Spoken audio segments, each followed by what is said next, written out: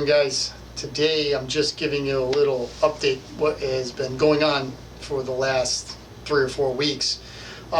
Work has been killing me, and then we had Thanksgiving, and then with Christmas and New Year's, things have just been out of control. I haven't really had a lot of time to actually physically work on the 857. I have had certain things done just to keep progress going, but things that were out of my hands. For example, the Magnum motor, I just got it back from the machine shop. It's been bored 20. They tapped the bottom of the block so I could mount the thin K-series oil pan on it. I don't know if you can really tell, but my buddy did make the adapter plate so I can run the smaller oil pan on the wide block. I'll have a video about that coming up shortly. Also, I am having a video about my review of the Sten's rotary parts for the rebuild kits that you find on eBay. I did buy one, and I'm not going to give you a whole lot of my opinion right this second, but you know, it seems pretty good. It seems like a good kit. So I will I'll talk about that. I'm going to have that video coming up. As you can see, I did some light stuff like sandblasted the blocks, sandblasted the flywheel. Really, that's about it. And putting a video together for that, I think that's kind of boring, to say the least. I did have to purchase, or didn't have to, but I did purchase a 1967 657 wheel horse for parts. It had the correct seat and a bunch of other parts on it, so that's out in the backyard in the snow. I'll roll in a quick little excerpt about that tractor at the end of this video. I have a little excerpt video of how the 857 looks today. You're not going to see a huge material change in it, but you know, it just gives you a little status update. Going into 2017, this is the tractor that will be the project. I hope that you like it or you're interested in it, because it's a fun project for me. You know, typically I just do those little RJ tractors. People over the years have asked me to do like a custom build tractor. What can I do? This is probably about as custom build as it's ever going to get for me. But I am having a lot of fun putting this tractor together, the thought process of putting it together. So hopefully you'll find that enjoyable. For 2017, you know, planning on going to the Wheel Horse show, so I'll have all that. Any cool tractors that come my way, you know, I'll be going after them, purchasing them. One thing, you know what? I always wanted my tractor in a magazine, and one of my tractors did end up in Lawn and Garden Tractor Magazine for sale. There's a picture of it in the magazine this month, or the last issue. I'll have to take a picture of that and, and throw that up, because I actually finally made it into a magazine in 2016, even though they've overlooked all of my tractors. I mean, it's kind of funny. I bring it to the Wheel Horse show. They just walked right by my old prototype. They walked right by it. Didn't even exist. And then my brother, his tractors are in that magazine all the time. So we brought one of my prototype tractor to them to take a look at it, and it was like, yeah, no, it's not good enough.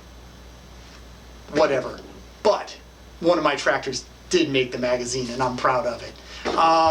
So with that, happy holidays, Merry Christmas, Happy New Year. I did complete the new intro for 2017, so like I do every year, I change the intro. That's completed. I think you're gonna like it. I like it. My daughter approved of it, so she was kind of like the final say. She liked it, so that'll be starting to roll in 2017. So Merry Christmas, Happy Holidays, Happy New Year. Please, if you like my videos, please let me know. If you have suggestions, as always, I love suggestions. Adapter plate, that was a suggestion from a viewer to try that out, and I got to be honest with you, that's definitely probably the best route. I don't know why I didn't think of it, but anyways, thank you very much for that suggestion. it's gonna work out. And I think once I put that video together, you'll be like, wow, you know, that was a pretty cool idea. So with that, I'm gonna roll in a little video of what the 857 looks like today, and a little video of the 657 that I purchased for parts. And I will see you in 2017. Merry Christmas, Happy New Year, Happy Holidays. I think I covered it, right? Thanks, guys. Bye. First up is the 857. As you can tell visually, there really isn't a lot of change since the last video. I've been playing around with various wheel and tire combinations, and this is the combination that I'm going to settle on. The front rims are off the B60, but I have a nicer set of wide front rims that I believe came off a 310, if I'm correct. I don't know. Those are downstairs. They're in much better condition. Basically a coat of paint. They have tires on them. The rear rims I picked up from my brother. They are actually off a John Deere. I know, hiss. But I like the offset better. I think it's just going to look better. They're 8.5 12s, but they're a true 8.5. I'm going to put a 10.5 inch tire on it, so it will have that nice meaty look. But because they're John Deere's, the offset is not quite as deep as like a wheel horse wheel will be. So instead of the tire sticking out from the tractor, it actually pushes the center line in. So the tires and the rims will be tighter on the frame.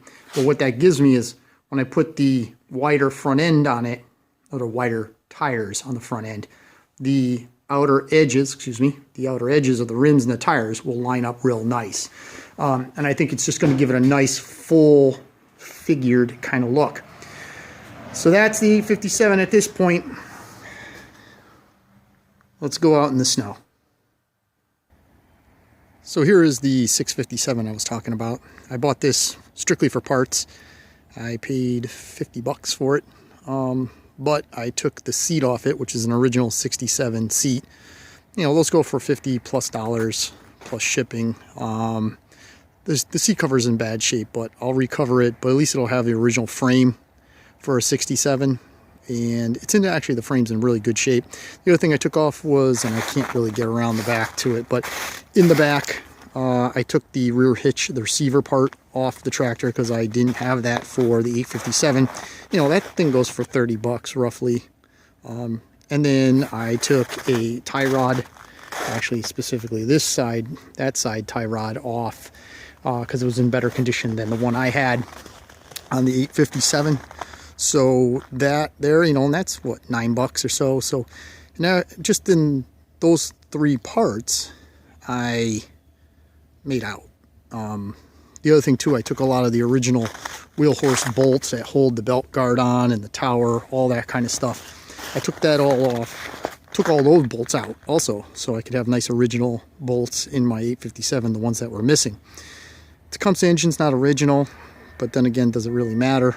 I'm going to have this thing sit here probably for the winter time, and then in the spring take off the last couple parts that I would want off it. And then it's either going to get sold or I'm going to junk it, one or the other. I don't know yet, but for now, as you can tell, it is going to sit here for winter time. Lovely. Here we are, November, December 2016, Lawn and Garden Tractor Magazine. Let's check out the classified section. Go a couple pages, and voila, there she is, my old T50. All right, guys, I made it into a magazine. Can't believe it. Have fun.